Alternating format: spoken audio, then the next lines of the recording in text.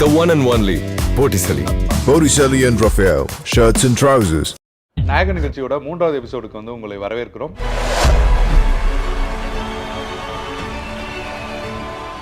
முதல் எபிசோட்ல ஒடிசாவோட முன்னாள் முதல்வர் நவீன் பட்நாயக் குறித்து வந்து பார்த்தோம். 2வது எபிசோட்ல மறைந்த முன்னாள் முதல்வர் தமிழ்நாட்டை சேர்ந்த கலைஞர் கருணாநிதி அவர்கள் குறித்து பார்த்தோம். இந்த எபிசோட்ல நம்ம யாரை பத்தி பார்க்க போறோம் அப்படின்னா, நம்ம மட்டும் இல்ல, கடந்த ஒரு வாரமாகவே வந்து தமிழ்நாடு மட்டுமல்ல இந்தியா முழுவதிலுமே நிச்சயமாக இந்த பெயர் வந்து ஏதோ ஒரு வகையில் அரசியல் அரங்குல அரசியல் சார்ந்த விவாதங்கள்ல கண்டிப்பா உச்சரிக்கப்பட்டிருக்கும் அப்படின்னு நான் நம்புறேன். பிரியாணி, விலை மதிப்பற்ற முத்து ஆகியவற்றுக்காக ஒரு அடையாளப்படுத்தப்பட்ட ஒரு நகரான ஹைதராபாத்தை வந்து ஒரு தொழில்நுட்பத்துக்கான ஒரு நகரமா மாத்துனதுல, இல்ல தொழில்நுட்பத்துக்கான நகரமா ஹைதராபாத்தை உச்சரிக்கிறதுக்கு காரணமான ஒரு நபர், அவர் குறித்து தான் வந்து நம்ம பார்க்க போறோம். கண்டிப்பா ஹைடெக் அப்படின்ற வார்த்தையை கேட்டாலே உடனடியா வந்து அடுத்து நமக்கு வந்து சந்திரபாபு நாயுடு அவர் பேர் தான் வந்து ஞாபகத்துக்கு வரும். அந்த அளவுக்கு அவர் அரசியல் களத்துல வெற்றி பெற்றிருந்தாலும், முதல்வராக இருந்தாலும், எதிர்கட்சியில இருந்தாலும், அரசியல் ரீதியா பல்வேறு தோல்விகளை சந்தித்து கொண்டிருந்த காலத்துல கூட ஹைடெக்னா சந்திரபாபு நாயுடு அப்படின்னு ஆந்திரா மட்டுமல்லாது பக்கத்தில் இருக்கிற அனைத்து மாநிலங்கள் அப்படின்னு கூட நம்ம சொல்லலாம்,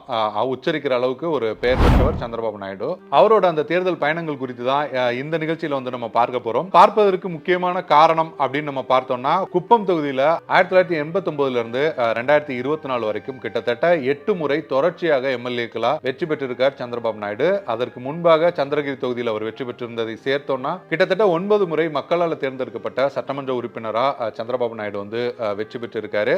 அது மட்டுமே அவருக்கான அடையாளம் இல்லை அப்படின்றது நம்ம அனைவருக்குமே வந்து தெரியும். அவரோட ஆரம்பகால பயணங்கள் அப்படின்றது குறித்து வந்து நம்ம பார்ப்போம். 1950 திருப்பதி மாவட்டத்தில் உள்ள ஒரு கிராமத்தில் விவசாய குடும்பத்தில் தான் சந்திரபாபு நாயுடு வந்து பிறக்கிறாரு. அடிப்படையில் அந்த கரும்பு விவசாயம், அதில் கிடைக்கிற பணம், அதை வச்சு தான் வந்து அவங்க குடும்பம் வந்து சந்திரபாபு நாயுடு குடும்பம் வந்து போயிட்டு இருக்கு. ஆனாலும் கூட உங்களோட குடும்பத்தில் சந்திரபாபு நாயுடோட அந்த பெற்றோர் வந்து குடும்பத்தில் எல்லாரையும் படிக்க வைக்கணும் அப்படின்றதுல ரொம்பவே வந்து தீர்மானமாக இருக்காங்க. அந்த வகையில் வெங்கடேஸ்வரா அந்த காலேஜில் வந்து பொருளாதாரம், இளங்கலை பொருளாதாரம் சந்திரபாபு நாயுடு வந்து படிக்கிறாரு. முதுகலையுமே கூட பொருளாதாரம் சார்ந்து வெங்கடேஸ்வரா யூனிவர்சிட்டியில் வந்து சந்திரபாபு நாயுடு படிக்கிறாரு. படிக்கிற காலத்திலே அவருக்கு வந்து ஒரு மக்கள் சார்ந்த விஷயங்கள், சமூக நலன் சார்ந்த விஷயங்கள், நேரடியாக சொல்லணும்னா அரசியல் அப்படின்ற ஆர்வம் வந்து அவருக்கு முதுகலை படிக்கிற காலத்திலே இருந்திருக்கு. அந்த ஸ்டூடெண்ட் யூனியனோட லீடராகவும் வந்து சந்திரபாபு நாயுடு இருக்காரு. 1975 சந்திரபாபு நாயுடு வந்து காங்கிரஸ்ல வந்து தன்னை வந்து இணைச்சுக்கிறாரு. தொடர்ச்சியா பாத்தீங்கன்னா முதுகலை முடிச்சிருந்த சந்திரபாபு நாயுடு பொருளாதாரம் சார்ந்து அந்த முனைவர் பட்டத்துக்கான அந்த வேலைகளையுமே இருக்காரு. என்ஜி ரங்கா, ராம்கோபால் போன்ற பேராசிரியர்கள் துணையோட அந்த பொருளாதாரம் குறித்த அந்த ஆய்வு படிப்பு, அது சார்ந்த பணிகள்லையுமே வந்து அவர் வந்து ஈடுபட்டு இருக்காரு. அந்த கிராம பகுதியோட அந்த காங்கிரஸ் கமிட்டியோட தலைவராக சந்திரபாபு நாயுடு வந்து நியமிக்கப்படுறாரு.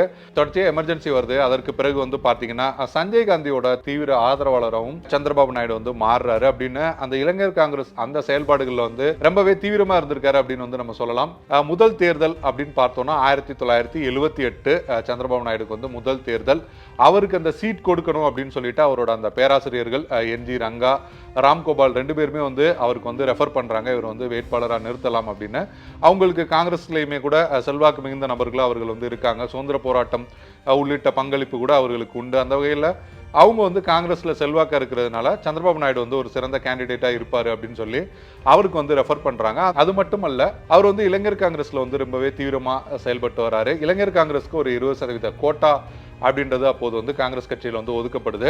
அந்த வகையில் பார்த்தீங்கன்னா அந்த லிஸ்ட்ல சந்திரபாபு நாயுடு வராரு. தற்போது ஆந்திராவோட முன்னாள் முதல்வராக இருந்த ஜெகன்மோகன் ரெட்டி, அவரோட தந்தை ஒய்.எஸ். ராஜசேகர் ரெட்டி கூட காங்கிரஸ்ல வந்து இருந்தவர் தான். காங்கிரஸோட அந்த யூத் காங்கிரஸ்ல இருந்து அவருக்குமே கூட அந்த 1978 அந்த தேர்தலில் அந்த வாய்ப்பு புலிவந்தலா தொகுதியில் வழங்கப்படுது. அதே போல சந்திரபாபு நாயுடுக்கு சந்திரகிரி தொகுதியில் வந்து முதன்முறையாக வந்து வாய்ப்பு வழங்கப்படுது. சந்திரகிரி தொகுதியில் தன்னோட அந்த துடிப்பான செயல்பாடுகள் மூலமா கடுமையான பிரச்சாரங்களை மேற்கொள்றாரு. 28 வயசுல வந்து சட்டமன்ற தேர்தலில் போட்டிடுறாரு. அவர் எதிர்த்து போட்டியிட்ட ஜனதா வேட்பாளர், அவர் வந்து ரொம்பவே செல்வாக்குமிக்க வேட்பாளராக இருக்காரு. ஆனாலும் கூட சந்திரபாபு நாயுடு வந்து ஒரு 2500 அந்த வாக்குகள் அளவுக்கான வாக்குகளை பெற்று தன்னோட முதல் வெற்றி அப்படின்றத சந்திரபாபு நாயுடு வந்து பதிவு பண்றாரு. வெற்றி பெற்ற உடனே அவருக்கு வந்து அமைச்சர் பொறுப்பு உள்ளிட்ட எந்த பொறுப்பும் வந்து கொடுக்கப்படல. அந்த கமிட்டிஸ், அதோட வாரியம் போன்ற விஷயங்களோட தலைவராக வந்து அறிவிக்கப்படுறாரு.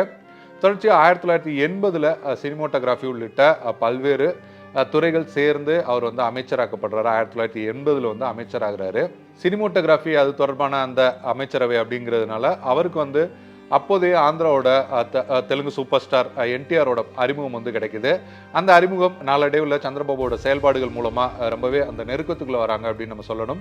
அந்த வகையில் 1981 என்டிஆரோட பெண் புவனேஸ்வரி வந்து சந்திரபாபு நாயுடு 1981 வந்து திருமணம் செஞ்சு கொள்றாரு. என்டிஆரோட மருமகனாகவும் ஆகுறாரு.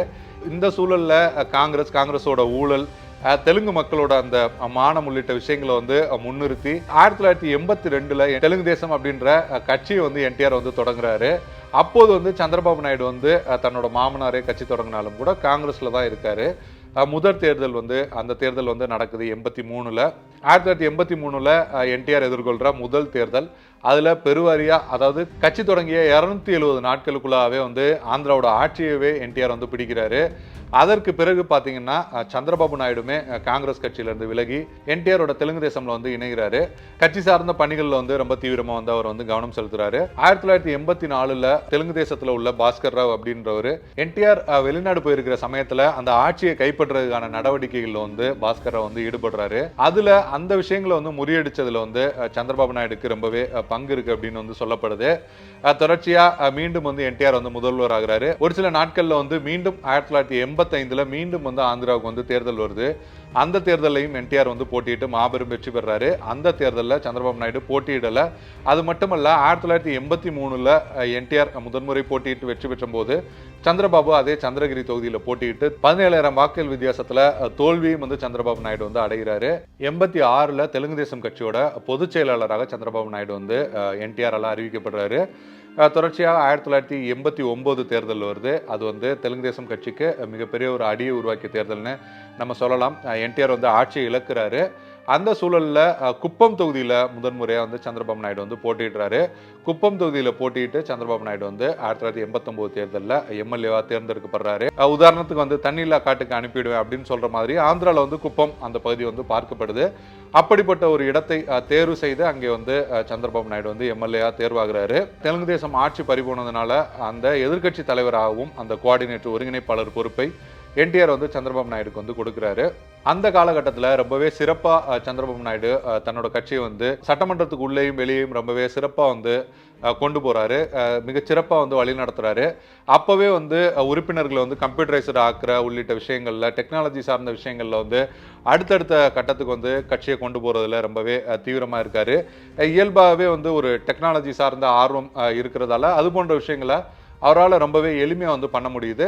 மீண்டும் 1994 அதே குப்பம் தொகுதியில் தான் சந்திரபாபு நாயுடு போட்டியிடுறாரு. எம்எல்ஏவும் தேர்வாகிறாரு. ஒட்டுமொத்தமாக ஆந்திராவையும் மீண்டும் வந்து என்டிஆர் வந்து 1994 ஆந்திராவோட முதல்வராக மீண்டும் வந்து தேர்ந்தெடுக்கப்படுறாரு. சந்திரபாபு நாயுடு நிதி மற்றும் வருவாய்த்துறை அமைச்சராகவும் வந்து தேர்ந்தெடுக்கப்படுறாரு. 1994 மீண்டுமே கட்சிக்குள்ள பல்வேறு பிரச்சனைகள் வருது. தன்னோட மாமனாரை எதிர்த்தே வந்து எம்எல்ஏக்கள் ஆதரவோட 1995 சந்திரபாபு நாயுடு ஆந்திராவோட முதல்வராக சந்திரபாபு நாயுடு வந்து தேர்ந்தெடுக்கப்படுறாரு. தொடர்ச்சியாக தெலுங்கு தேசம் கட்சியோட தலைவராகவும் சந்திரபாபு நாயுடு வந்து ஆகுறாரு. தொடர்ச்சியாக பார்த்தோம்னா 1999 மீண்டும் ஒரு தேர்தல் நடக்குது. அப்போதுமே சந்திரபாபு நாயுடு வந்து குப்பம் தொகுதியில் போட்டியிட்டு தான் எம்எல்ஏ வெற்றி பெறாரு. இரண்டாவது முறையாக ஆந்திராவோட முதல்வராக சந்திரபாபு நாயுடு வந்து தேர்ந்தெடுக்கப்படுறாரு. 1999 to 2004 அந்த ஆட்சி காலம் தான் தற்போது இந்த ஹைடெக் சிட்டி உள்ளிட்ட விஷயங்களுக்கு அவருக்கு வந்து பேரெடுத்து கொடுத்த அந்த காலகட்டம் அப்படின்னு வந்து நம்ம சொல்லலாம். மீண்டும் 2004 இருக்கட்டும் 2009 இருக்கட்டும் காங்கிரஸ் வந்து தொடர்ச்சியாக வந்து 2 முறை ஆட்சியை கைப்பற்றாங்க. அதற்கு காரணம் ஆந்திராவோட முன்னாள் முதல்வர் ஜெகன்மோகனோட தந்தை ராஜசேகர ரெட்டி அவரோட அந்த நடைப்பயணம், அவரோட ஆட்சி, அவர் கொண்டு வந்த திட்டங்கள் உள்ளிட்ட விஷயங்கள் வந்து மிகப்பெரிய அளவில் அவருக்கு கை கொடுக்குது. அதனால வந்து தொடர்ச்சியாக 10 ஆண்டுகள் தெலுங்கு தேசம் கட்சியால் வந்து ஆட்சிக்கு வர முடியாத ஒரு சூழல் தான் வந்து ஆந்திராவில் வந்து நிலவுது. 2014 தேர்தல் ஒருங்கிணைந்த ஆந்திரா தெலுங்கானா தனி மாநிலமாக பிரிக்கப்பட்ட பிறகு நடைபெறுகிற தேர்தல். அந்த தேர்தலில் மீண்டுமே வந்து குப்பம் தொகுதியில் சந்திரபாபு நாயுடு போட்டியிடுறாரு. ஒட்டுமொத்தமாக அதிகமான இடங்களை பிடித்து ஆந்திராவோட முதல்வராக சந்திரபாபு நாயுடு 3வது முறை தேர்ந்தெடுக்கப்படுறாரு. 2009 அந்த ராஜசேகர ரெட்டி மறைவுக்கு பிறகு ஆந்திராவில் வந்து காங்கிரஸ் மீது மிகப்பெரிய அதிருப்தி ஜெகன்மோகனுக்கு ஏற்படுது. அதை தொடர்ந்து காங்கிரஸ் எதிர்த்து ஒய்எஸ்ஆர் காங்கிரஸ் அப்படின்ற ஒரு மிகப்பெரிய கட்சியையும் வந்து ஜெகன்மோகன் ரெட்டி வந்து தொடங்குறாரு. ஆனாலும் கூட ஜெகன்மோகன் ரெட்டிக்கு மிகப்பெரிய ஒரு அனுதாபாலை ஆதரவு அப்படின்றது இருக்கு. ஆனாலும் கூட 2014 தேர்தலில் சந்திரபாபு நாயுடு தான் வெற்றி பெற்று முதல்வர் ஆகிறாரு.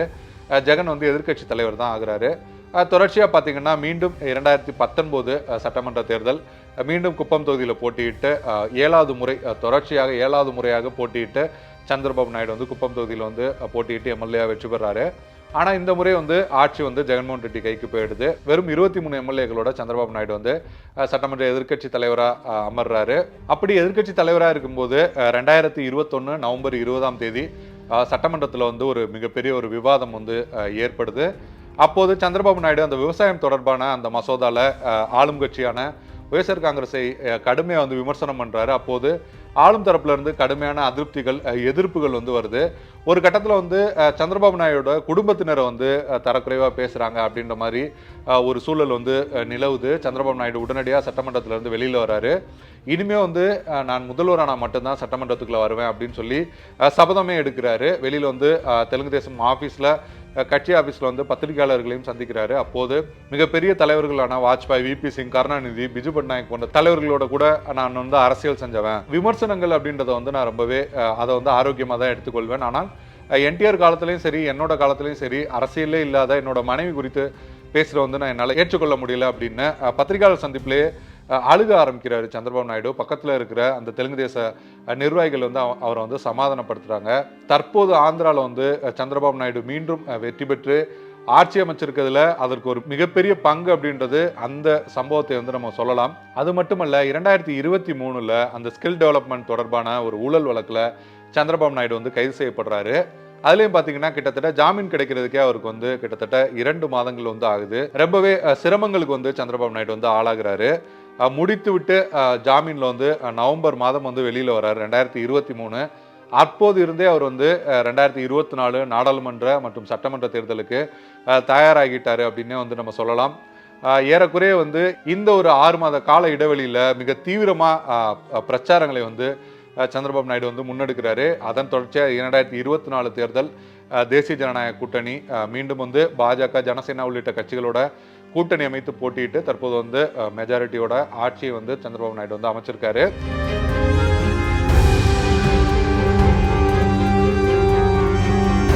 நான்காவது முறையாக ஆந்திராவோட முதல்வராக சந்திரபாபு நாயுடு தேர்ந்தெடுக்கப்பட்டிருக்காரு. அது மட்டுமல்ல, அதிக நாட்கள் ஆந்திராவோட முதல்வராக இருந்தவர் அப்படின்ற பெருமையும் கூட சந்திரபாபு நாயுடுக்கு தான் உண்டு. தற்போது முடிஞ்சிருக்கிற நாடாளுமன்ற தேர்தலில் ஒட்டுமொத்தமாக அந்த தனி மெஜாரிட்டிக்கான 272 இடங்கள் அப்படின்றது பாஜகவுக்கு கிடைக்கல. அந்த வகையில் தெலுங்கு தேசம் கட்சியோட அந்த 16 எம்பிக்கள் வந்து ரொம்பவே முக்கியத்துவம் வாய்ந்த நபர்களாக கருதப்படுறாங்க. மீண்டும் நம்ம ஏற்கனவே பார்த்த மாதிரி 96 ஐக்கிய முன்னணி சார்பா, 99 வாஜ்பாய் அரசு அப்படின்னு மீண்டுமே ஒரு பிரதமரை தேர்ந்தெடுக்கிற ஒரு கிங் மேக்கரா சந்திரபாபு நாயுடு வந்து இப்போது வந்து உருவாயிருக்கார் அப்படின்னு தான் நம்ம வந்து சொல்லணும். அது தவிர தெலுங்கு தேசத்துக்கு வந்து மத்திய அமைச்சரவை உள்ளிட்ட பொறுப்புகளும் வந்து தர இருக்காங்க. ஆந்திராவோட அந்த நீண்டகால கோரிக்கையான அந்த சிறப்பு அந்தஸ்து உள்ளிட்ட விஷயங்களையும் சந்திரபாபு நாயுடு வந்து டிமாண்டாக முன்வைக்கிறாரு. அது மட்டுமல்லாது சபாநாயகர் பதவி கூட தங்களுக்கு வேணும் அப்படின்னு தெலுங்கு தேசம் கேட்பதாக கூட தகவல்கள் வந்துட்டு இருக்கு. சாதாரண ஒரு விவசாய குடும்பத்தில் பிறந்த அரசியல் ஆர்வத்தின் மூலமாக அரசியலில் வந்து யூத் காங்கிரஸில் செயல்பட்டு தொடர்ச்சியாக எம்எல்ஏ ஆகி, மினிஸ்டர் ஆகி, தொடர்ச்சியாக தெலுங்கு தேசம் கட்சியவே வந்து இன்று வந்து தெலுங்கு தேசம் கட்சியை தொடர்ச்சியாக வழிநடத்திட்டு வராரு. அது மட்டுமல்லாது நம்ம ஆரம்பத்திலே பார்த்த மாதிரி ஹைதராபாத்தை வந்து ஒரு ஹைடெக் சிட்டியாக ஒரு டெக்குக்கான ஒரு சிட்டியாக மாற்றினது அப்படின்றதுல சந்திரபாபு நாயுடுவோட பங்கு ரொம்பவே முக்கியமானதாக இருக்கு. அவர் கூட பேசியிருக்காரு, இந்த 2020 அப்படின்ற விஷன் இப்போது வந்து ஆந்திராவுக்கு எந்த அளவுக்கு உதவி செய்யுது அப்படின்னு இப்போ எல்லோருமே வந்து அதை அறிவாங்க. அது மட்டுமல்ல, இப்போ இருக்கிற இளைஞர்களுக்கு வந்து அது தெரியறது இல்லை. அதனால தான் நான் வந்து அதெல்லாம் வந்து சொல்ல வேண்டியது இருக்கு அப்படின்னு கூட சந்திரபாபு நாயுடு வந்து சொல்லியிருக்காரு. அது மட்டுமல்லாது குப்பம் தொகுதியில் போட்டியிட ஆரம்பித்த காலத்திலிருந்து தற்போது வரை தோல்வியே காணாத ஒரு தலைவராக வந்து சந்திரபாபு நாயுடு இருக்காரு.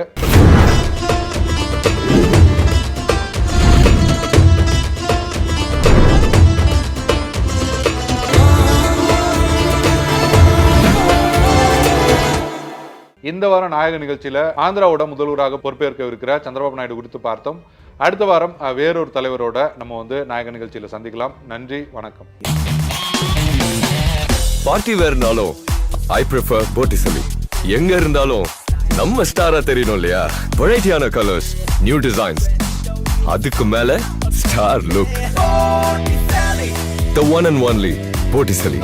Botticelli and Raphael, shirts and trousers.